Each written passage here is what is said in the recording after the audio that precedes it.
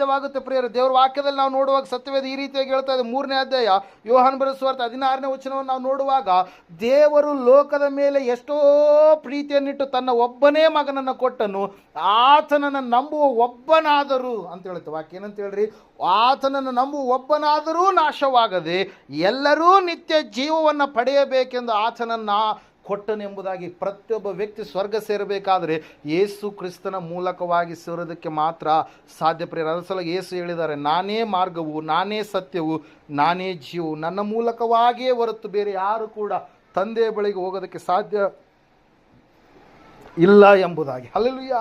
ಸ್ವರ್ಗಕ್ಕೆ, ಪರಲೋಕಕ್ಕೆ ನಾವು ಸೇರಿಸಲ್ಪಡಬೇಕಾದರೆ ನಾವು ಯೇಸು ಕ್ರಿಸ್ತನನ್ನು ಸಂಪೂರ್ಣವಾಗಿ ನಮ್ಮ ರಕ್ಷಕನೆಂಬುದಾಗಿ ನಾವು ಒಪ್ಪಿಕೊಂಡು ಆತನು ಹೇಳಿರ್ತಕ್ಕಂಥ ಆಜ್ಞೆಗಳಿಗೆ ನಾವು ಸರಿಯಾಗಿ ನಾವು ನಡೆಯುವವರಾಗಬೇಕು. ಅನೇಕರು ಇವತ್ತಿನ ದಿವಸ ಬಾಯಿಂದ ಕೇಳ್ತಾರೆ, ಅನೇಕ ಸಂಗತಿಗಳನ್ನು ಕೇಳಿಸಿಕೊಳ್ತಾರೆ, ಆದರೆ ಹೃದಯದಲ್ಲಿ ಅವುಗಳನ್ನು ಇಟ್ಟುಕೊಳ್ಳೋದಿಲ್ಲ.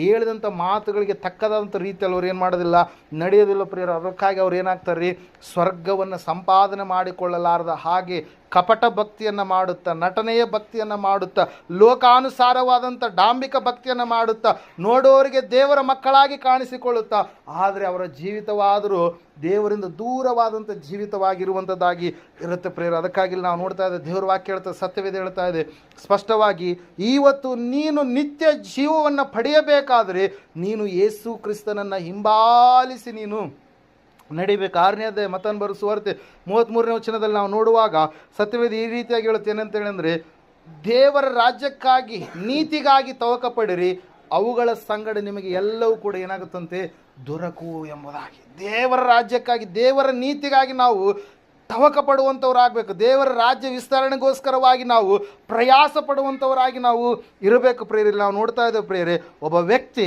ನಾವು ನೋಡುವಾಗ ಆತನು ಸ್ವಾಮಿಯನ್ನು ಪ್ರಶ್ನೆಯನ್ನು ಕೇಳಿದಾದ ಮೇಲೆ, ಆತನು ಉತ್ತರವನ್ನು ಕಂಡುಕೊಂಡಿದ್ದಾದ ಮೇಲೆ ಆತನು ಮತ್ತೆ ಸಪ್ಪೆ ಮುಖವನ್ನು ಹಾಕ್ತಾ ಇದ್ದಾನೆ. ಯಾಕಂದರೆ ಸತ್ಯ ಯಾವಾಗಲೂ ಕೂಡ ಹೆಂಗಿರುತ್ತೆ, ಕಹಿಯಾಗಿರುತ್ತೆ. ಹೆಂಗಿರುತ್ತೆ ಸತ್ಯ?